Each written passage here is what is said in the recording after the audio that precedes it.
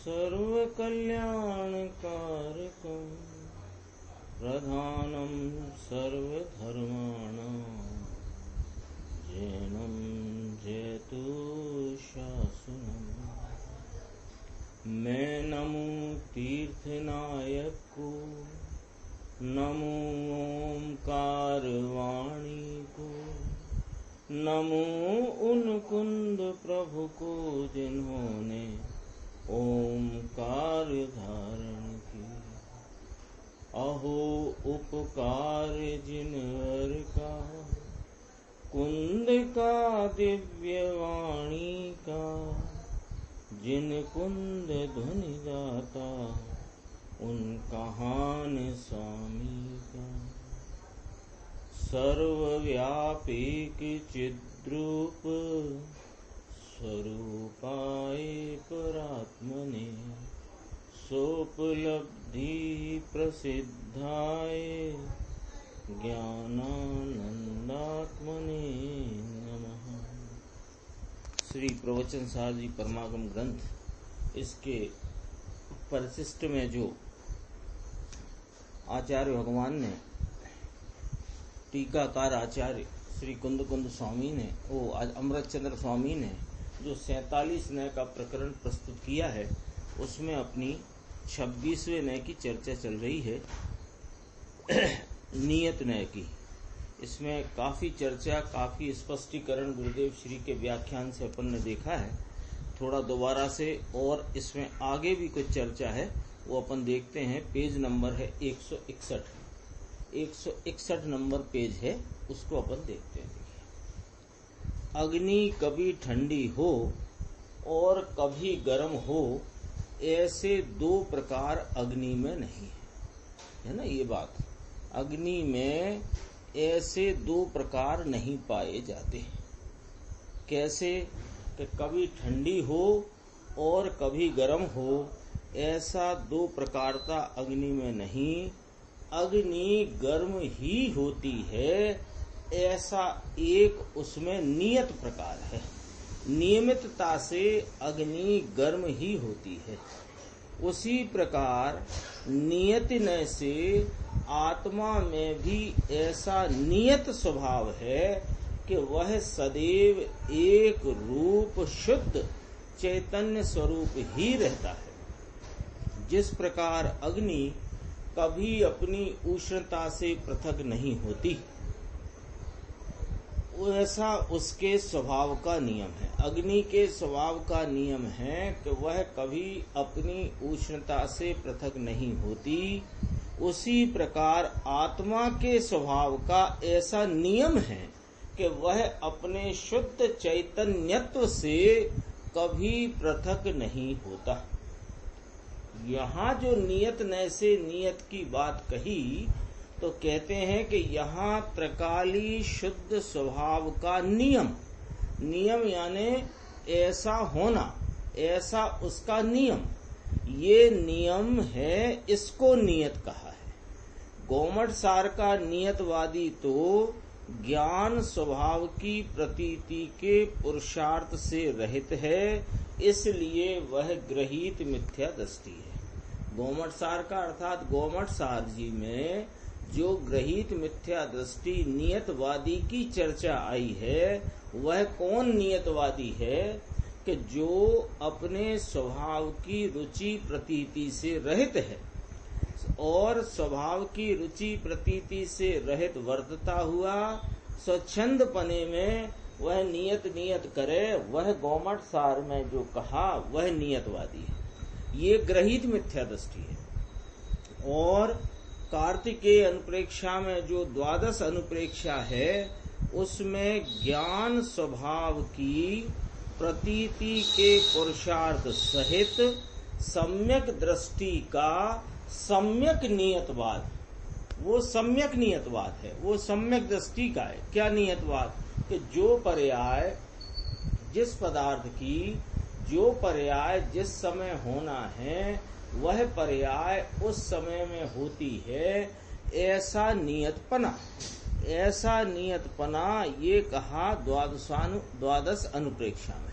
12 अनुप्रेक्षा की चर्चा है, कार्तिकेयन प्रेक्षा नामक ग्रंथ में, उसमें कहा पुरुषार्थ सहित जो ज्ञानी सम्यक दृष्टि है वह पर्यायों के नियत क्रम को जानता मानता है, इसलिए वह सम्यक नियतवाद है। यानी क्या? जिस पदार्थ की जिस समय जिस प्रकार जिस अवस्था का होना सर्वज्ञ देव के ज्ञान में प्रतिभासित हुआ है, उस पदार्थ की उस समय उसी प्रकार वैसी ही अवस्था नियम से होती है। ये सम्यक नियतवाद है। यानी जो पदार्थ की जिस समय जिस प्रकार जिस अवस्था, वो अवस्था का होना सर्वज्ञ देव के ज्ञान में प्रतिभासित हुआ है, उस पदार्थ की उस समय उसी प्रकार वैसी ही अवस्था नियम से होती है। कोई इंद्र, नरेंद्र या जिनेंद्र भी फेर फार नहीं कर सकते। लाइट नहीं थी अभी, अब आ गई है। उसमें कोई इंद्र, नरेंद्र या जिनेंद्र भी उसमें फेर फार नहीं कर सकते। ऐसा वस्तु स्वरूप समझने वाले सम्यक दृष्टि को साथ में ऐसी भी प्रतीति है। सम्यक दृष्टि के दो नियतपने हैं। क्या नियतपना है? दो, कि मैं ज्ञाता दृष्टा चैतन्यत्व से कभी पृथक नहीं होता, ऐसा मेरा नियत स्वभाव है। ऐसे नियत स्वभाव को जानता है कौन? सम्यक दृष्टि। और पर्याय जो कि अनियत हैं, लेकिन उनके क्रम रूप प्रवर्तन की नियमितता है, नियतपना है, ऐसा जानता है। तो जो कार्तिकेय अनपेक्षा में वर्णन आया नियतवाद का, सम्यक नियतवाद, उसका अर्थ है क्रमबद्ध जिस पदार्थ की जिस समय में जो अवस्था जैसी सर्वज्ञ के ज्ञान में है। क्यों है सर्वज्ञ के ज्ञान में? कि ऐसी ही वस्तु में परिणमन की योग्यता है। तो वो ऐसा जानना कि कोई इंद्र, नरेंद्र, जिनेंद्र भी उसमें फेर फार नहीं कर सकते, ऐसा वस्तु स्वरूप समझने वाले सम्यक दृष्टि को साथ में ऐसी भी प्रतीति है कि मैं ज्ञाता हूँ, इसलिए पर से उदासीन होकर वह उसका माने अपना और पर्यायों का ज्ञाता रहता है। और क्या जानता मानता है? कि अपनी पर्याय का आधार द्रव्य है, उस द्रव्य की ओर उन्मुख हुआ तो द्रव्य दृष्टि से उसे क्रमशः पर्याय की शुद्धता होने लगती है। यानी ज्ञानी सम्यक दृष्टि ये जो नियत नय का विषय भूत नियत नियमित स्वभाव चैतन्यत्व है, उसको वह जानता है, मानता है, उसकी सम्यक प्रतीति है और उसमें ही लीनता का पुरुषार्थ वर्तता है। ये पुरुषार्थ वर्तता है और पर्यायों में जो अभी विकार निर्विकार जो अवस्था है, वो अवस्था जिस समय जो होनी है वह वैसी ही नियमित होती है, ऐसा भी वह जानता मानता है। तो वह पर्यायों का भी ज्ञाता है और अपने नियत स्वभाव स्वरूप आत्म तत्व चैतन्यत्व का भी ज्ञाता है। और अपनी पर्याय के ज्ञातापने में क्या जानता है? कि सारी पर्याय नियमित रूप से नियतपने होती हैं। वे अनियत पर्याय नियतपने होती हैं और उनकी पर्याय का आधार पर वस्तु नहीं, यह मेरा द्रव्य है। और ऐसे द्रव्य की सन्मुखता में, ऐसे द्रव्य की उन्मुखता में उपयोग की लीनता द्वारा क्रमशः पर्याय की शुद्धता होने लगती है। ऐसा ये सम्यक नियतवाद है। तीन नियत के तीन अर्थ चले, कल भी चले थे, आज भी थोड़ी चर्चा आई। तीन अर्थ हुए।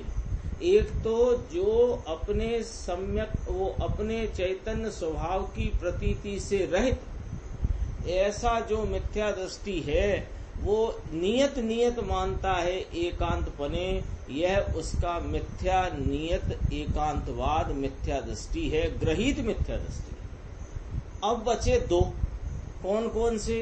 कि अनियत पर्यायों की नियमितता, अनियत पर्यायों का नियतपना। और एक बरहा अपना नियत स्वभाव जो 3 काल कभी भी अपने द्रव्य को छोड़ता नहीं, द्रव्य स्वभाव को छोड़ता नहीं, ऐसा जो नियतपना है उसकी सन्मुखता में पर्यायों की नियमितता को जानकर वो पर्यायों का नियमितपना जानता है और अपना नियत स्वभाव जानता है। देखो, गौमठ सार में नियतवादी को ग्रहित मिथ्या दृष्टि कहा और यहाँ सम्यक दृष्टि के नियतवाद को यथार्थ कहा। 26वें का अंतिम पेज ही है, अंतिम ही पेज है, अंतिम है 2 पेज और है भी, देखो मिल जाएगा। ये जो एक लाइन होगा, पद होगा, जहां जहां जे जे योग से, उसके ऊपर की बात। देखो, गौमठ सार में नियतवादी को मिथ्या दृष्टि कहा, गृहीत मिथ्या दृष्टि, और यहाँ सम्यक दृष्टि को जो नियतवाद है उसको यथार्थ कहा। कहाँ कौन सी अपेक्षा है वह गुरु गम से समझना चाहिए। जहाँ जहाँ जो जो योग्य है वहाँ समझना वही, और वहाँ वहाँ वह आचरे आत्मार्थी जन सही। ये हिंदी है, इसका है ना, जहाँ जहाँ जे जे योग्य छे त्या समझबू ते, त्या त्या ते ते आचरे आत्मार्थी जन ए, उसी का हिंदी है। देखो अब यहाँ क्या कहते हैं गुरुदेव, अगला पेज है। कुछ लोग तो नियत ऐसा शब्द सुनकर भड़क उठते, परंतु भाई तू जरा समझ तो सही कि ज्ञानी क्या कहते हैं। उसको लगा कि आप सब नियत नियत कहते हो, ये नियत पने में पुरुषार्थ चला जाएगा, फिर पुरुषार्थ क्या रहा। उसको लगता है कि मैं पर्यायों के क्रम को पलट दूं, इसमें पुरुषार्थ है, जबकि पुरुषार्थ इस बात का है कि पर्यायें नियमित अपने क्रम से परिणमित होती हैं, तो पर्यायों का लक्ष्य छोड़कर द्रव्य स्वभाव की दृष्टि में आना पुरुषार्थ ये है। उसे लगता है कि आप हमारा पुरुषार्थ छोड़ा देते हो, सब नियत है, सब नियत है, जब जो होना है सो होगा, मोक्ष नियत है, संसार नियत है, तो ऐसा करके उसको लगता है कि मेरा पुरुषार्थ छुड़ाते हो। तो कहते हैं भैया जरा समझ तो सही कि ज्ञानी जन क्या कहते हैं। क्रमबद्ध यानी जैसा होना नियत है वैसा ही होता है, ये जानने का बीड़ा किसने उठाया। बीड़ा माने यह संकल्प और यह जानने की वृत्ति किसने करी। क्या जानने की कि सब पर्यायें अपने अपने क्रमबद्ध पने से नियत समय में नियत पर्याय उत्पन्न होती है, यह जानने का बीड़ा जिसने उठाया, यानी जिस ज्ञान ने वह बीड़ा उठाया है, वह अपने ज्ञान सामर्थ्य की प्रतीति के बिना वह बीड़ा नहीं उठा सकता। बीड़ा नहीं उठा सकता यानी इस प्रकार का वह संकल्प नहीं कर सकता, ऐसा यहाँ कहते हैं। वह अपने क्रमबद्ध जैसा होना नियत है वैसा ही होता है, ऐसा बीड़ा उठाने वाले ज्ञान में ज्ञान स्वभाव की सन्मुखता का पुरुषार्थ इत्यादि सभी संभाया जाता। यहाँ कहा हुआ नियत न के संबंध संदर्भ से जो नियत स्वभाव की चर्चा है, वह नियत धर्म सभी जीवों में, सभी जीवों अनंत जीव राशि जितनी निगोद में पड़ी है और जितनी ये व्यवहार जीव राशि है और जो सिद्ध हो चुके हैं, ऐसे सब ही अनंत जीवों में नियत पने से अपने चैतन्यत्व आदि नियत स्वभाव पड़ा हुआ है। एक बात। दूसरी बात, द्वादश अनुप्रेक्षा माने कार्तिकेय अनुप्रेक्षा में कहा गया सम्यक नियतवाद सम्यक दृष्टि को ही होता है, वो मिथ्या दृष्टि को हो नहीं सकता। और तीसरा कहा कि गौमठ सार में जो कहा गया है मिथ्या नियतवाद, वह ग्रहित मिथ्या दृष्टि के ही होता है, यानी जिसको अपने सम्यक स्वरूप की रुचि, प्रतीति और पुरुषार्थ नहीं है। इसलिए गुरुदेव श्री फरमाते हैं कि नियत का जहाँ जो प्रकार हो वह समझना चाहिए। अभी भी कहा था, अभी अपन ने पढ़ा था ना वो पद, जहाँ जहाँ जे जे योग से तहाँ तमंजना ते, वो वाली बात, तहाँ तहाँ ते ते आचरे आत्मार्थी जन ए। यहाँ कहते हैं कि जहाँ जो प्रकार हो, जो अभिप्राय तात्पर्य हो वह समझना चाहिए। मात्र नियत शब्द सुनकर भड़कना नहीं चाहिए। नियत स्वभाव भी आत्मा का एक धर्म है और उस धर्म से आत्मा को जानने पर उसके दूसरे अनंत धर्मों की स्वीकृति भी साथ ही आ जाती है, क्योंकि वह एक धर्म के द्वारा भी अनंत धर्मात्मक अपने आत्मा को जानता है, स्वानुभव से प्रमेय करता है। आत्मा में अनंत धर्म एक साथ ही हैं, उनमें से एक धर्म की यथार्थ प्रतीति करने से दूसरे समस्त धर्मों की प्रतीति भी साथ ही आ जाती है और प्रमाण ज्ञान होकर अनंत धर्मों के पिंड रूप शुद्ध चैतन्य स्वरूप आत्मा का अनुभव होता है। तो आया था ना, अनंत धर्मात्मक, अनंत धर्मों का अधिष्ठाता स्वामी एक द्रव्य है, जिसमें व्यापने वाले अनंत नय और अनंत नयों में अनंत धर्म, वस्तु में व्यापने वाले अनंत धर्म, अनंत धर्मों में व्यापने वाले अनंत नय, एक शुद्ध ज्ञान प्रमाण स्वरूप वह आत्मा स्वानुभव से प्रमेय होता है। वही चर्चा यहाँ होता। अभी देखो, यहाँ एक चर्चा है कि 5 समवाय कारणों में भवितव्य या नियत शब्द आता है ना, आते ना 5 समवाय, उसमें एक नियति है या भवितव्य है, तो वह सम्यक नियतवाद है। वो ये नियत नहीं लिया। यहाँ जो नियत है वो त्रिकाल स्वभाव है और अनियत है वो पर्याय स्वभाव है। यहाँ जो नियत अनियत लिए ना, नय, नियत नय और अनियत नय, अभी अपनी चर्चा चलती है नियति नय की।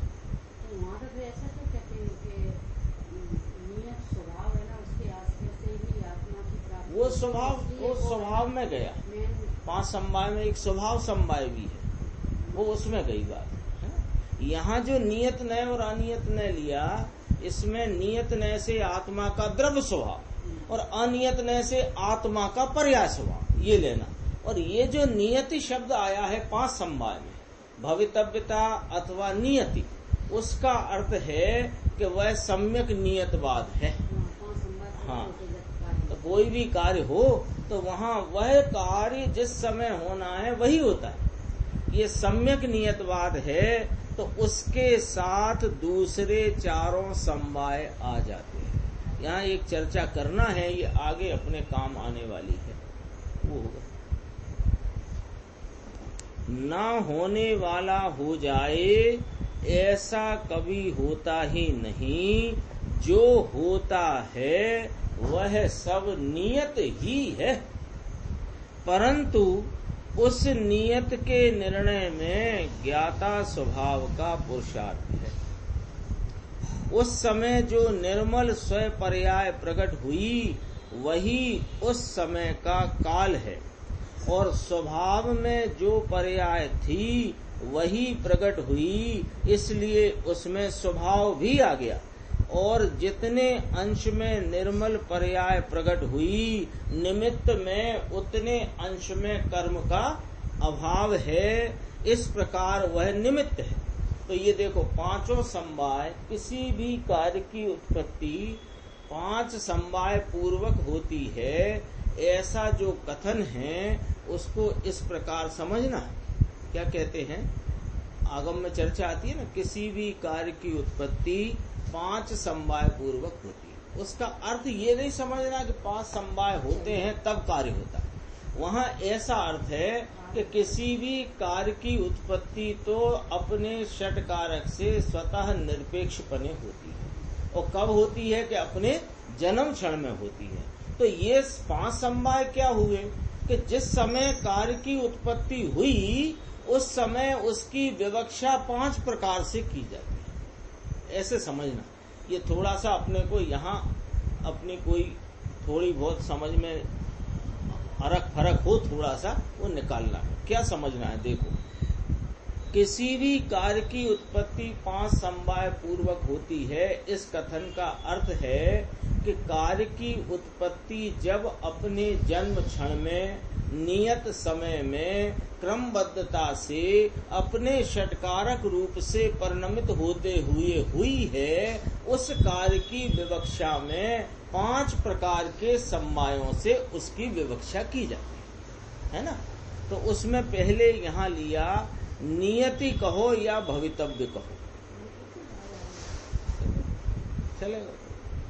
भवितव्य कहा अथवा नियति कहा, तो इसको समझना जरा कि जो सम्यक नियतवाद है, सम्यक नियतवाद का अर्थ क्या कि जो पर्याय जिस समय में होनी है वह पर्याय होनहार रूप, भवितव्य रूप, नियत रूप से वही होती है। तो उसके साथ दूसरे 4 समवाय आ गए।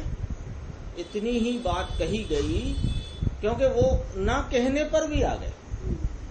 तो ना होने वाला हो जाए ऐसा कभी होता ही नहीं। जो होता है वह सब नियत ही है। परंतु अब इसमें 4 समवाय कैसे आ गए कि सुनो, ये नियत का जो निर्णय हुआ इसमें ज्ञाता स्वभाव का पुरुषार्थ है। सम्यक नियतवाद की बात चलती है।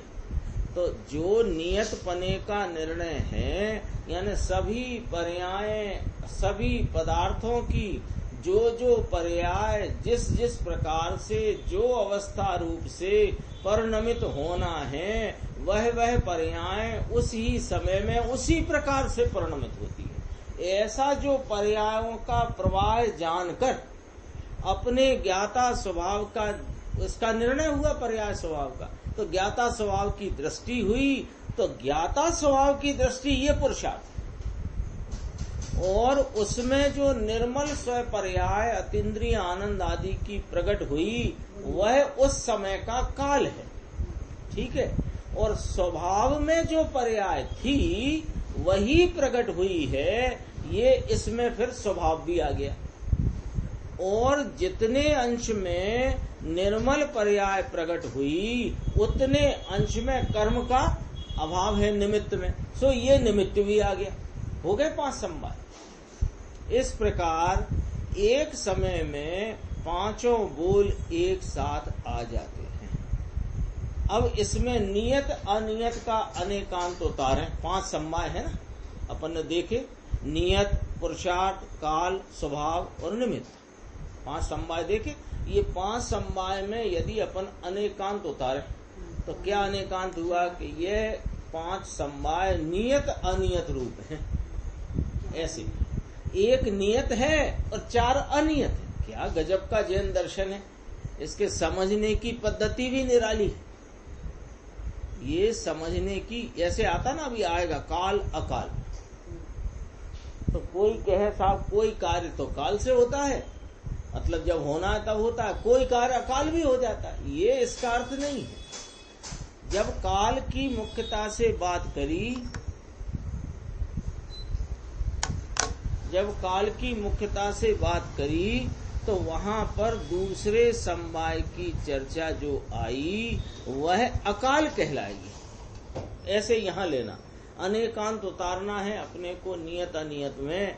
तो कहते हैं देखो, नियत अनियत रूप अनेकांत उतारना हो तो जो भवितव्य है वह नियत और नियत के अतिरिक्त अन्य 4 बोल हैं, यानी पुरुषार्थ, काल, स्वभाव, निमित्त। इनको क्या कहना? अनियत। इस प्रकार नियत अनियत रूप अनेकांत वह भगवान का मार्ग है।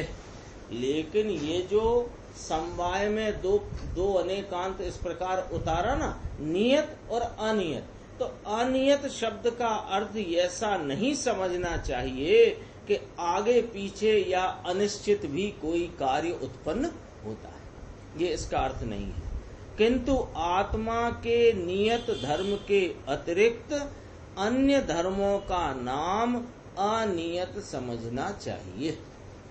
सम्यक नियत में तो विकारी, अविकारी और जड़ की समस्त पर्याय आती है। ये क्या कहा? सम्यक नियतवाद किसको है?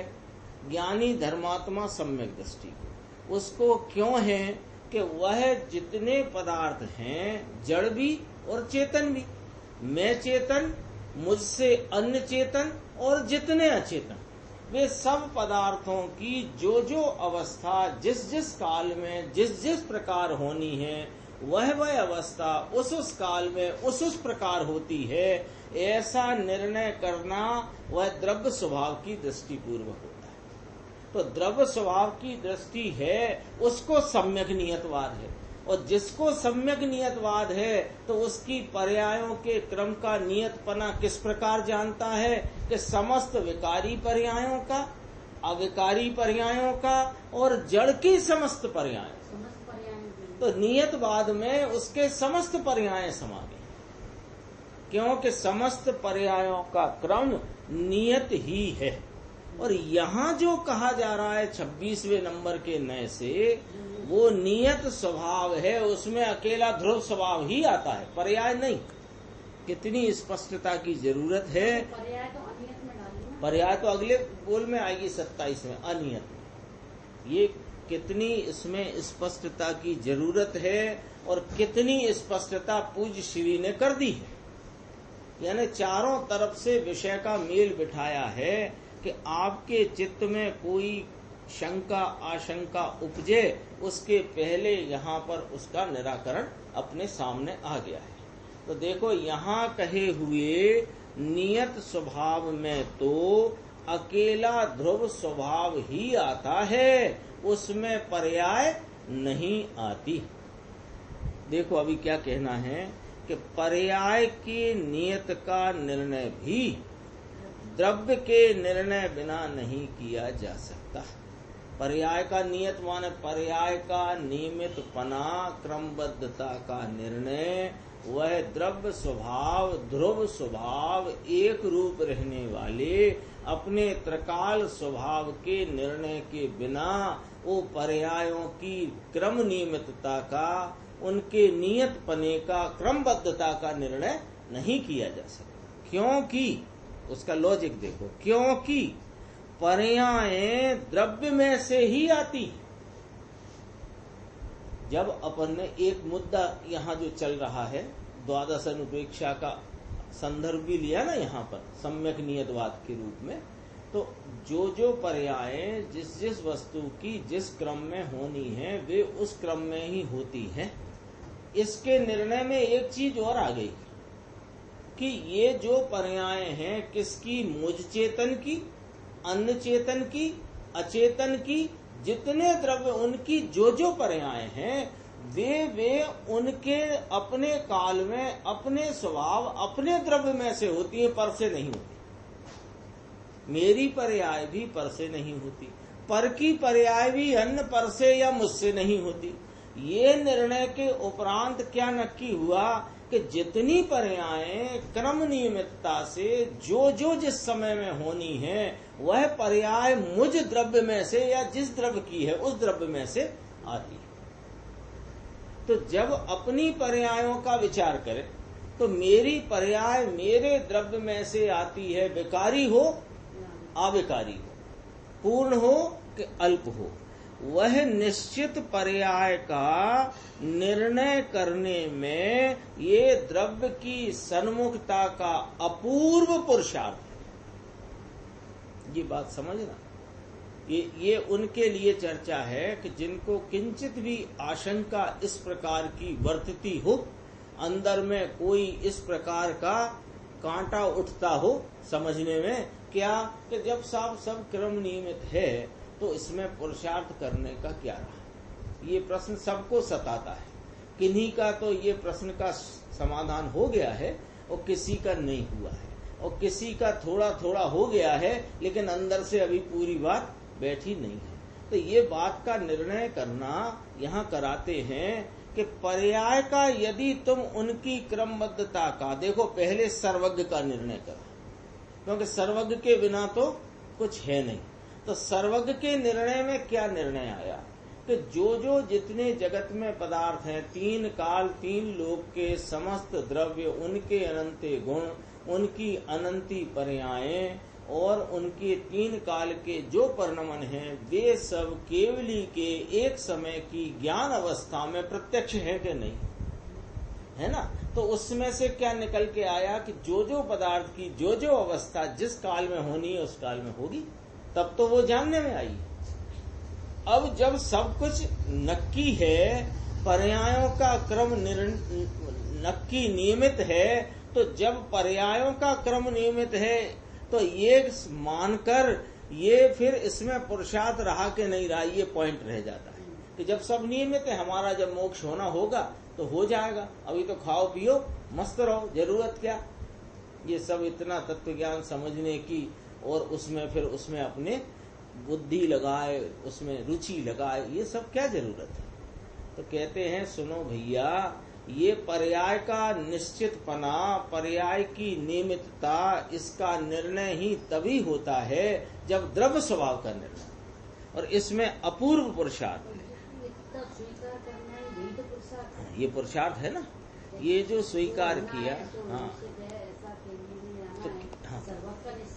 तो जब सर्वज्ञ का निर्णय होगा तो ही अपना निर्णय होगा, और अपना निर्णय होगा तो ही सर्वज्ञ का निर्णय होगा, और इसी निर्णय में पर्यायों का निर्णय हो गया। तो देखो, वह निर्णय करने वाले को पर्याय बुद्धि नहीं रहती। पर्याय बुद्धि किसे रहती है कि मैं पर्याय बदल दूं, ये पर्याय में हो। दो प्रकार की बात है, पर्याय में एकत्व और पर्याय का कर्तृत्व। दो प्रकार का मिथ्यात्व चला आ रहा है ना, उसी मिथ्यात्व के दो प्रकार कथन में आते हैं कि पर्यायों की पर्याय बुद्धि किसे कहना, पज्जय मूला पर समय कहा ना। तो पर्यायों में एक समय की प्रकट अवस्था को मैं पलट देने का कर्तृत्व, और एक समय की प्रकट अवस्था जितना ही मेरा त्रिकाल स्वरूप, ये मानना, यानी उसमें एकत्व। तो कहते हैं ये पर्याय बुद्धि किसको नहीं रहेगी कि अपने ज्ञान स्वरूप आत्मा का निर्णय करने वाले को पर्यायों का भी निर्णय है, अपने ध्रुव स्वभाव का भी निर्णय है, और ये पर्यायों और द्रव्य का स्वरूप बताने वाले सर्वज्ञ परमात्मा का भी निर्णय है। वर्तमान पर्याय की बुद्धि अंतर्मुख होकर द्रव्य में प्रविष्ट हो जाए। ले, अभी अनादि से ये जीव को पर्याय बुद्धि चली आई है, तो वह पर्याय बुद्धि का अभाव होए और अगली पर्याय अंतर्मुख होकर के द्रव्य में प्रविष्ट हो जाए, माने द्रव्य का अवलंबन ले, प्रविष्ट हो जाए माने अवलंबन ले, तब ही सम्यक नियत का निर्णय होता है। पर्याय में समय समय का विकार है। ज्ञानी धर्मी कैसा जानते हैं कि मेरी पर्याय प्रवाह में समय समय का जो विकार है, वह विकार उस समय में है, लेकिन वह मेरे त्रिकाली स्वभाव में नहीं है। इस प्रकार दोनों धर्मों से, यानी अपने द्रव्य धर्म से और पर्याय धर्म से, दोनों धर्मों से, नियत नय से और अनियत नय से आत्मा को जाने तो अवस्था, वर्तती अवस्था विकार की ओर से विमुख होकर चैतन्य स्वभाव की ओर उन्मुख हो जाती है और सम्यक ज्ञान होता है। द्रव्य का त्रिकाल नियत स्वभाव है, उसकी दृष्टि करे या पर्याय के नियत का यथार्थ निर्णय करे, अथवा नियत और पुरुषार्थ आदि पांचों समवाय एक साथ हैं, उन्हें समझे तो मिथ्या बुद्धि दूर होकर स्वभाव उन्मुखता हो जाती है, स्वभाव तरफ वलन हो जाता है।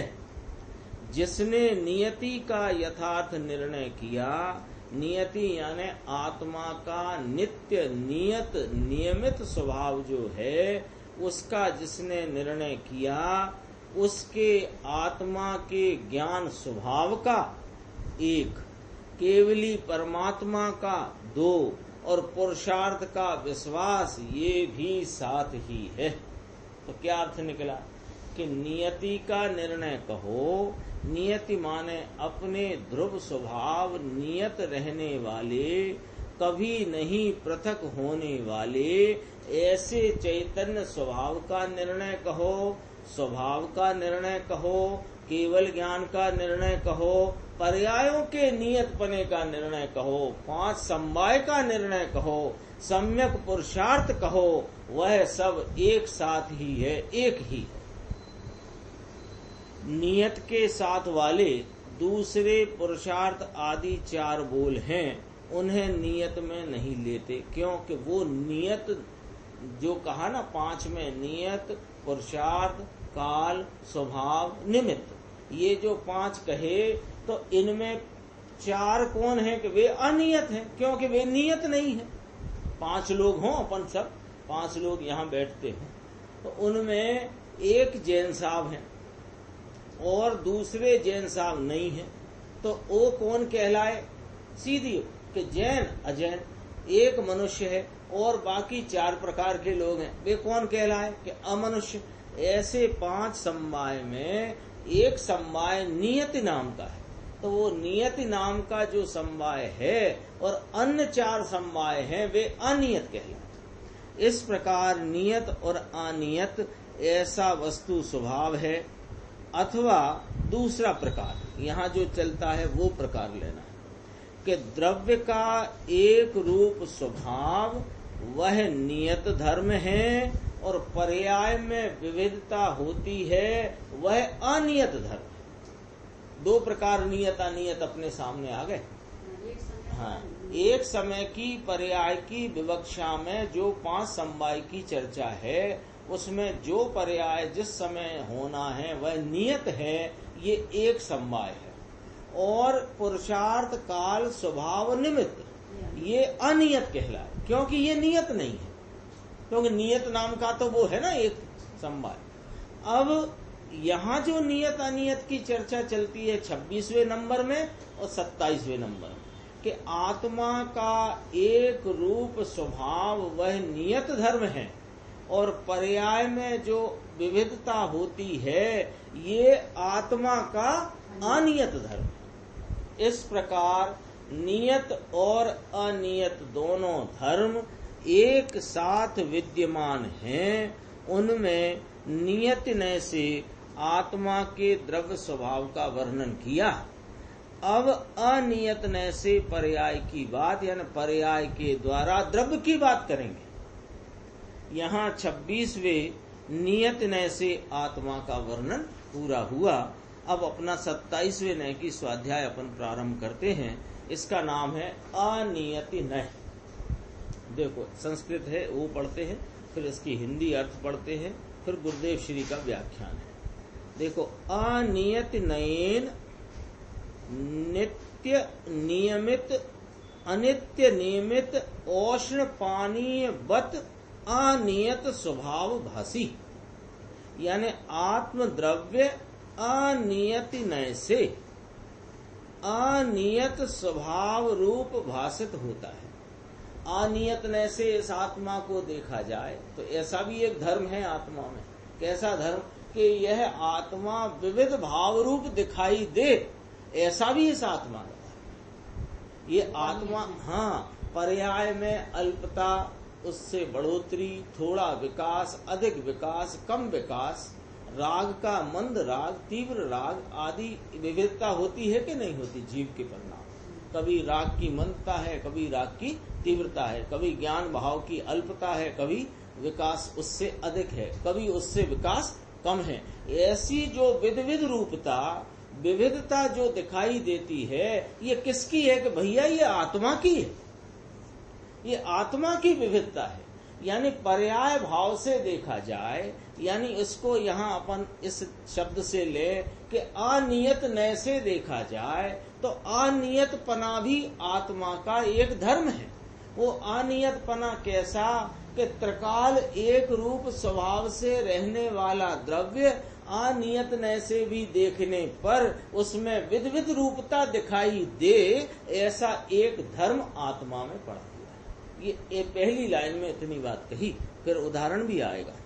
आत्म द्रव्य अनियत नय से अनियत स्वभाव रूप भाषित होता है।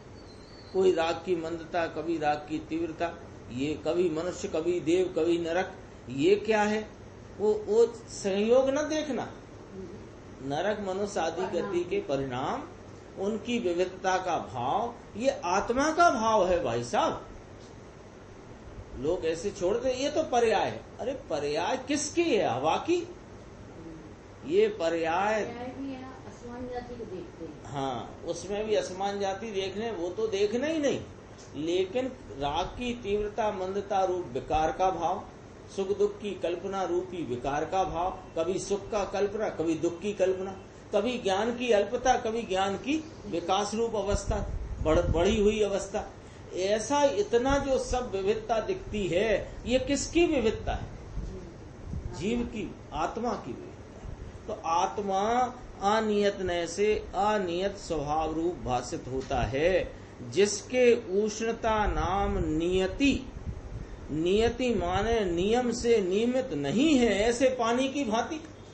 पानी का उदाहरण दिया कि पानी गर्म है, तो गर्म पानी में जो गर्माई है वो नियमित नहीं है। लेकिन गर्म कौन है? कि भैया पानी ही गर्म है।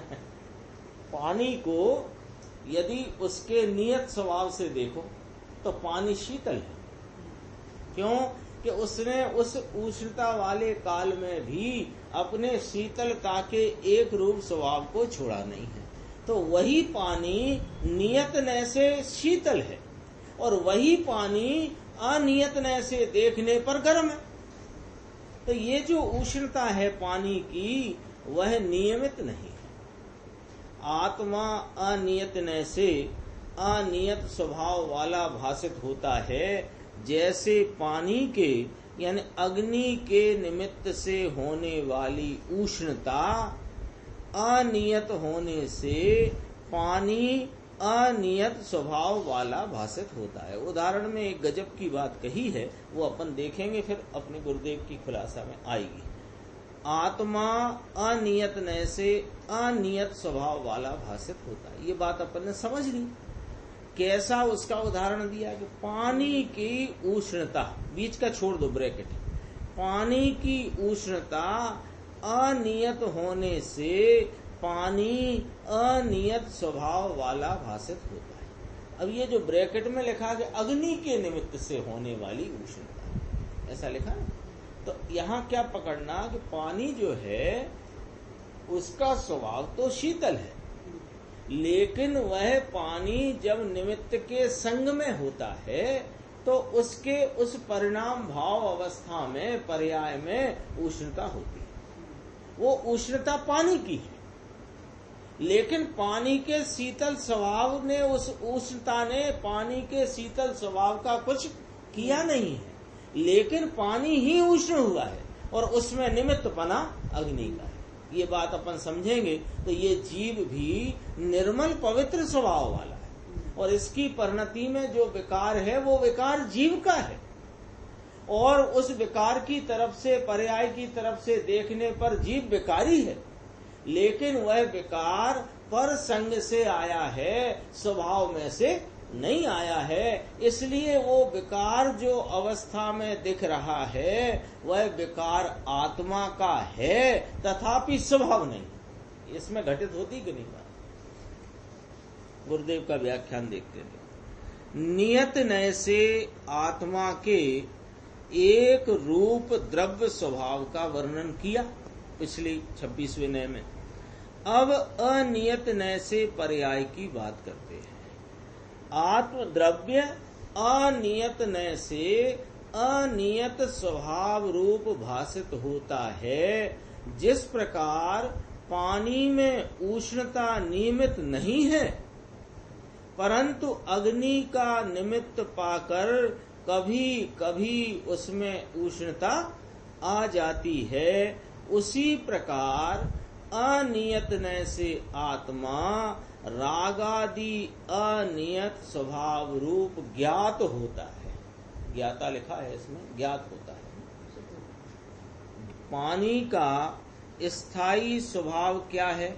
ठंडा है, वह उसका नियत भाव है, और उष्णता उसके ठंडे स्वभाव से विपरीत दशा है। वह उष्णता पानी में नित्य स्थायी रहने वाली नहीं है। 4 बोल आ गए। ये 4 बोल पे बहुत अच्छा अपना यहाँ पर भेद ज्ञान की बात घटित होती है। देखो, पानी का स्थायी स्वभाव क्या है? तो सबने कहा ठंडा है। अपना अंदर से जवाब आया कि नहीं आया कि पानी का स्थायी स्वभाव ठंडा है, शीतल है। तो ये स्थायी स्वभाव ठंडा है, तो ये नियत स्वभाव हुआ। और अभी जो वर्तमान में गर्माई दिख रही है, वो जो पानी की गर्म अवस्था है, वह अवस्था पानी के ठंडे स्वभाव से विपरीत दशा है, विरुद्ध भाव वाली है। ठीक है, यह जो उष्णता है, जो पानी में उसके स्वभाव त्रिकाली से सदैव स्थायी स्वभाव से विपरीत लक्षण वाली, विपरीत भाव वाली दशा है ना, तो क्या यह दशा नित्य स्थायी रहती है कि नहीं? तो यह जो उष्णता है पानी में, अभी बुलबुलाहट, खलबलाहट, गर्मी है, यह नित्य स्थायी रहने वाली नहीं है। इसलिए इसको क्या कहेंगे? अनियत। और शीतलता उसका स्थायी भाव है, उसको क्या कहेंगे? नियत। तो पानी का नियतपना शीतल है, और उष्णता आदि अवस्था जो वर्तमान है वह उसका अनियत भाव है, पानी का। ठीक है, उसी प्रकार आत्मा की अवस्था में जो रागादि विकारी भाव होते हैं, वे स्थायी रहने वाले नहीं हैं, परंतु क्षणिक हैं। तो इनको क्या कहना? अनियत। जैसे उष्णता पानी में अनियत है, ऐसे स्वभाव से विरुद्ध भाव, रागादि विकारी भाव, वे जो हो रहे हैं अवस्था में, दशा में, वे स्थायी रहने वाले नहीं हैं, परंतु क्षणिक हैं, इसलिए वह अनियत है। तो ऐसा अनियतपना भी आत्मा का एक धर्म है, परंतु होना नहीं था और हो गया, ऐसा यहाँ अनियत का अर्थ नहीं है। कोई कहे अनियत माने ऐसा है कि पानी को तो इस समय ठंडा ही रहना था, जो पतीली में पानी है ये इस समय ठंडा ही रहना था, लेकिन गर्म हो गया, ऐसा इसमें अनियत भाव है। कि ना ना, तुम समझे नहीं बात को। पानी में इस काल में, उस पानी में उष्णता की दशा, अवस्था, हालत होनी थी, वही हुई है, लेकिन ये दशा स्थायी नहीं है, इसलिए अनियत है। अनाप शनाप टाइम पे आगे पीछे हुई है, इसका नाम अनियत नहीं है। उस दृष्टि से देखो तो नियत ही है, समय पर ही हुई है। यहाँ ऐसा अनियत का अर्थ नहीं है। रागादि को अनियत कहा तो तुम ऐसा न समझ लेना, हम तो मंदिर गए थे और वहाँ तो शुभ राग होना था, और वहाँ पर ये दाल चावल का विकल्प आ गया, तो ये जो पाप भाव आ गया, होना नहीं था और हो गया, ऐसा नहीं है भाई।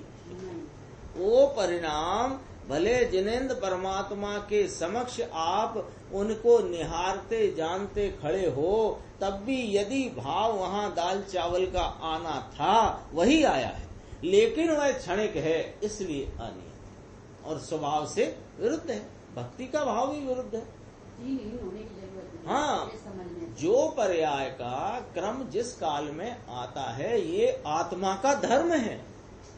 इसलिए तेरे को किसी निमित्त के तरफ मत देखो कि ऐसा कर्म का उदय आया इसलिए मेरा परिणाम बिगड़ा है। इसे बिगड़े की चिंता न, भले में तो ये स्वयं उसमें समर्पित हो जाता है, अर्पित हो जाता है। कौन से में? मंद कषाय के परिणाम में तो ये अनादि से अर्पित होता आया, ये मैं हूँ। लेकिन जो बिगड़ा परिणाम जगत में कहा जाता है, पाप परिणाम तीव्र कषाय का आकुलता वाला, उसमें भी वह परिणाम उस काल में आने वाला था, वह आया है। और ऐसी आत्मा उस काल में दिखाई दे, ऐसा आत्मा का पर्याय स्वभाव अथवा के अनियत धर्म आत्मा में पड़ा है।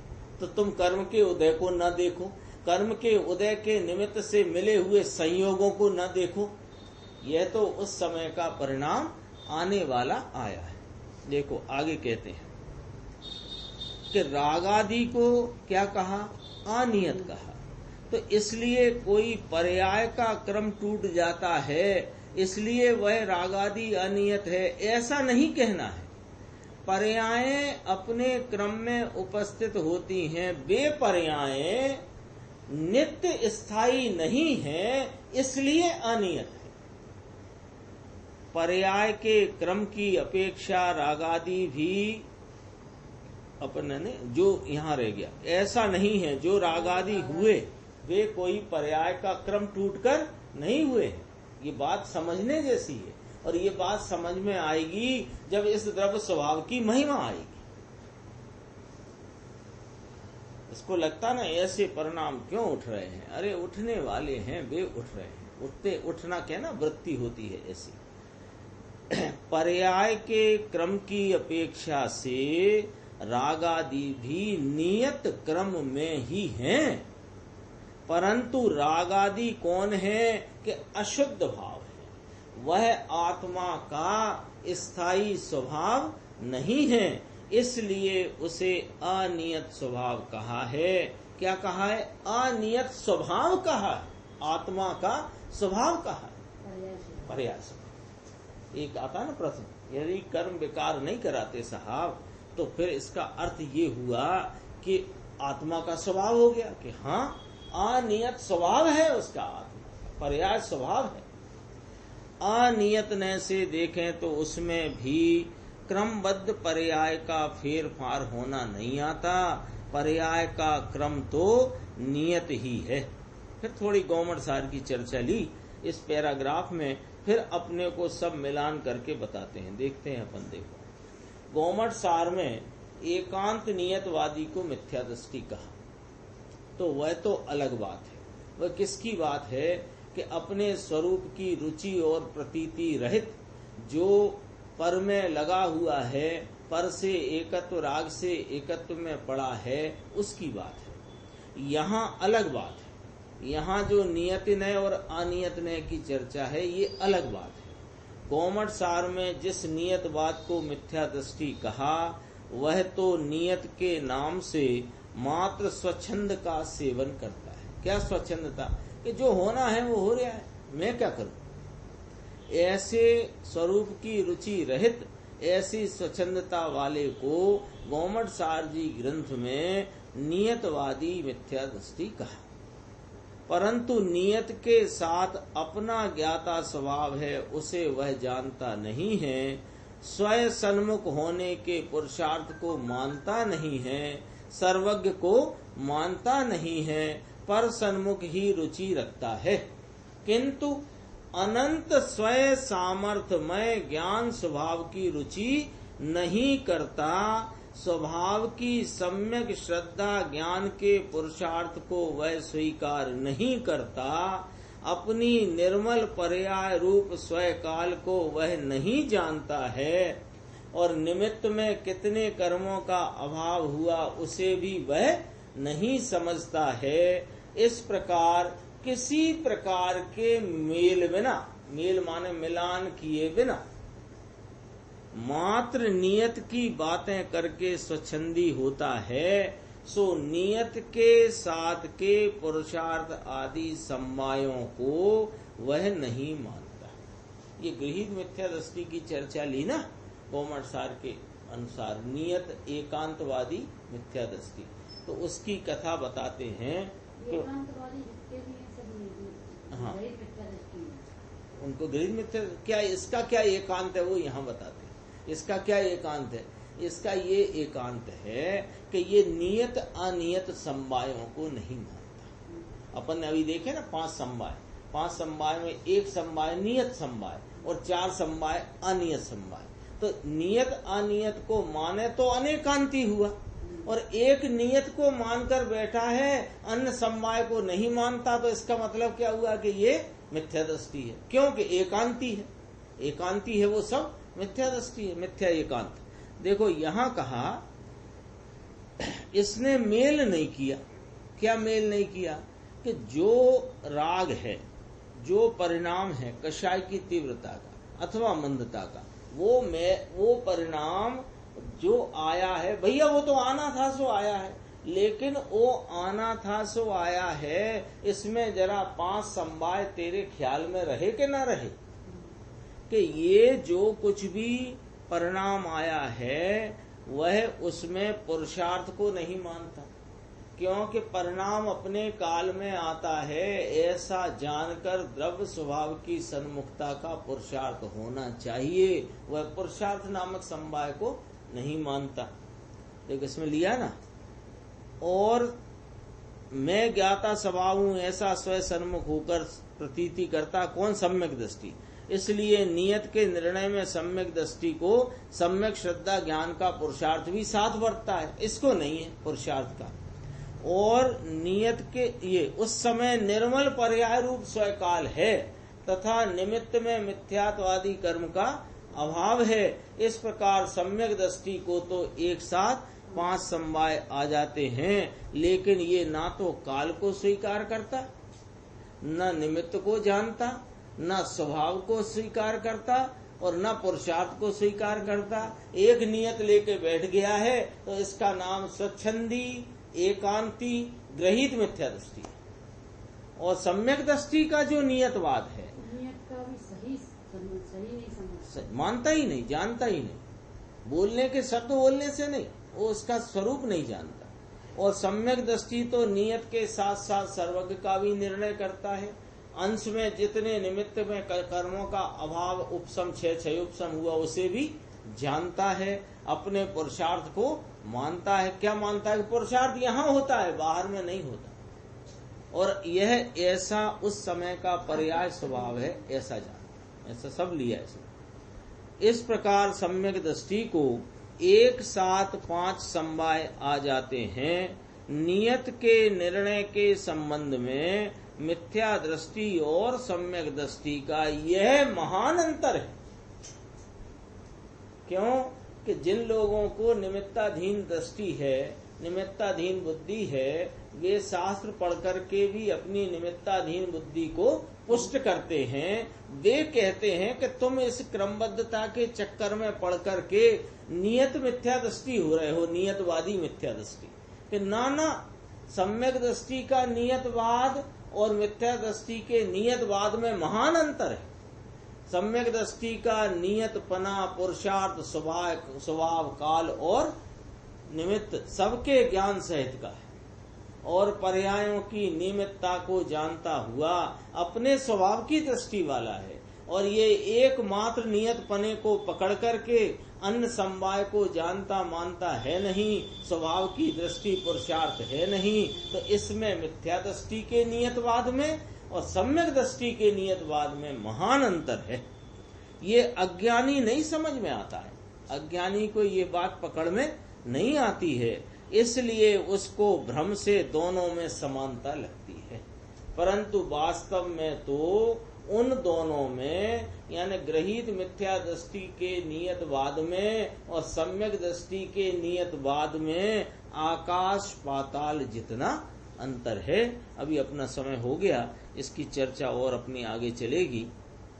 निज निधि निज में बताई, यह अनंत उपकार है, उसके लिए जिन वाणी माँ को वंदना शत बार।